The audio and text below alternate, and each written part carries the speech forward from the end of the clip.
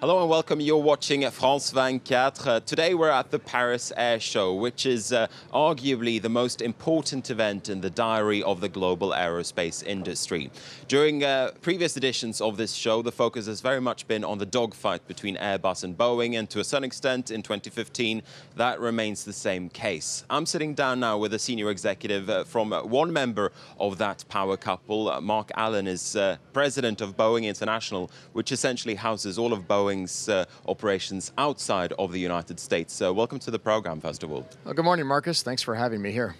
Now, let me first ask you then about the outlook for the global aerospace industry. The Paris Air Show is often seen as a gauge of where the industry is heading. What do you say about the strength at the moment? Great strength right now in the industry. You know, this is 2015, and we've come through what were obviously some tough times in 2008, 9. It's really remarkable when you think about it. We've been growing at 6% as an industry in a time when the world was growing at 2.5%, 2.7%. So terrific strength, fueled by the efficiency of these airplanes, these great airplanes you see behind you, fueled by the innovation and the productivity that companies like Boeing are driving into the marketplace, allowing people to travel, to expand, and to connect in new ways. We're going to be returning to the health of the market. First, though, I want to ask, what is Boeing bringing to this event this year? What kind of innovations are you bringing to the table in 2015? Well, surely you've seen it, because I think about 10 million people around the world have. You know, we brought the 787-9, which has gone viral with its video of this near rocket takeoff online. The so-called Dreamliner. The Dreamliner, yes. Vietnam Airlines, one of our customers, has brought a new airplane they're just about to take delivery of.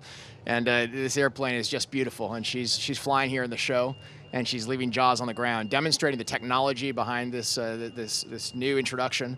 All composite airplane, flying with lightness and with speed. Now, as I said in the introduction, the focus here at the Paris Air Show is often on your rivalry with Airbus. How serious is that rivalry, and how heated does it get? Well, you know, it is serious in the sense that it's competition, and competition is something that leaves us all hungry to win.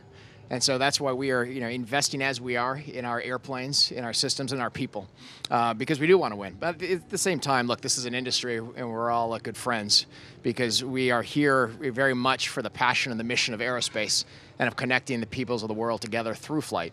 So there's both a serious competition and rivalry, but there's also a great deal of collegiality and working together. That's what makes these air shows fun. I mean, this is a collection of everybody throughout the industry, all the supply chain, the customers, the major OEMs, the media, the investors. I mean, we really have everybody here who loves, with the passion, flight. Together with Airbus, you're seen to have the passenger market locked down, though, however. Do you see any other rivals coming up that could threaten the duopoly, so to speak? Well, look, it's undoubtedly this industry will change over the next 10, 20 years. And we see rivalries emerging from all sorts of directions. Plainly, Bombardier is here with an effort to break into large commercial airplanes. Likewise, the Chinese, the Russians, and others are all developing their own large commercial airplane to compete in our 737 category, the narrow-body category. And there's no doubt that we'll see new players in place 10, 20 years down the road from now. I want to hone in a little bit on the Chinese. You worked in China yourself as a member of Boeing's executive team. How big of a threat do you think that the Chinese plane maker Comac will be looking ahead? We have just wonderful respect for our friends and competitors at Comac.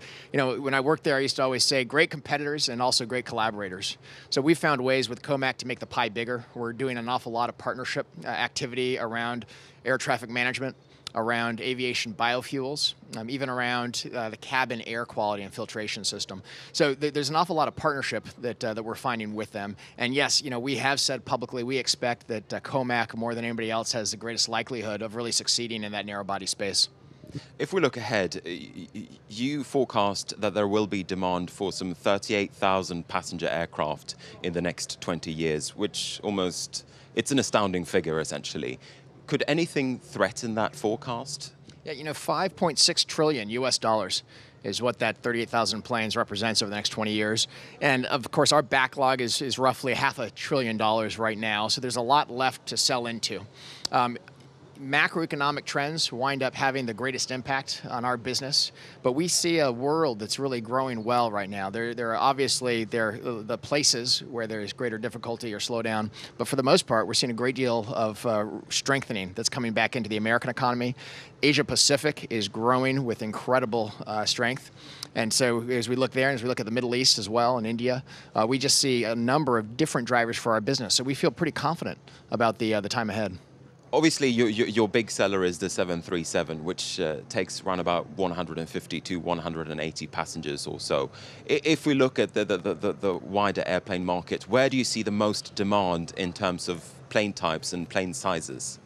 Well, we are seeing a great demand for narrow bodies all across Asia. So in China, in Southeast Asia, our 737 airplane is a fundamental ingredient to their success in building up new air transport sectors, routes, and developments around airports and cities. In the Middle East, we're seeing a great deal of appetite for our wide-body airplanes. So our 777X was launched out of the Middle East with over $100 billion in orders when we launched it at the Dubai Air Show recently. So we see different sectors of the world certainly are drawing different parts of the product line into them, but it's balanced across our product line. So we have a family that runs from the 737, our narrow body, up to the 787 Dreamliner, which has really opened up a new way to travel, which is point-to-point, flying from locations like London to Austin. You didn't used to have a route from London to Austin, but you can do it now with an airplane small enough, fast enough, fuel efficient enough to justify that routing. And then, of course, up to our large offerings, the 777 and then the 747-8. You've talked about how you have a huge backlog. Essentially, you have thousands of planes in your order books. Is that the biggest problem for you at this moment, that you're not able to crank out the planes rapidly enough? We think that our rates are right where they need to be. So the rate of production is good. Our challenge is when you sell that far ahead, you really have to focus on the productivity of your team to make sure you can drive profitability across your backlog. Price is set, price is established, and we have 8 years worth of production in effect, now contracted. We have to go out there and make sure that we continue to work with our team and with our supply teams to have just as lean as possible a production system so we can drive profitability and return back to all of our stakeholders. But you're not going to ramp up production in the years to come? Where we are in production right now is at a nice place balanced between demand and supply. We've already announced a number of rate increases that will come in the years ahead. Now, just for example, on our 787, today we're producing at 10 a month. Next year, 2016, we'll go up to 12 a month. And then before the end of the decade, we'll be at 14 a month, which will be an unprecedented rate for production on wide bodies. On our narrow bodies at 737, it's a similar story. We're at 42 a month. We've already announced that we'll be moving up shortly to 47 a month. And we've looked at rates beyond, of course, as well. So a lot of discussion in the industry about rates and production. We're a conservative enterprise. So we have held ourselves to a place that we believe meets a balance between demand and supply. But already, of course, we've had to move years in advance of when the rate breaks will come, because that's how this business proceeds. I want to talk a little bit about the military market as well. At the moment, the civilian market, or the market for civilian passenger airliners, seem to be a lot stronger than the defense side of the aerospace industry. Is that perception true, so to speak? It changes, obviously, by the particular moment in the industrial cycle. And right now, if you look at our business, yes, we're probably 65–70% commercial, and the remainder is defense and space and security systems. Now, if you go back 10 years ago to 2004, the ratio is just exactly reversed. Mm-hmm. And so when we first saw the merger of Boeing and McDonnell Douglas to make a consolidated aerospace company, the largest aerospace company in the world, we saw that merger that was grounded on a strategy of allowing both those businesses to support each other and to hedge each other in difficult times for either one. Right now, I think that that's what we have. We have a very strong commercial environment. Our defense business is doing great. It's just not growing quickly.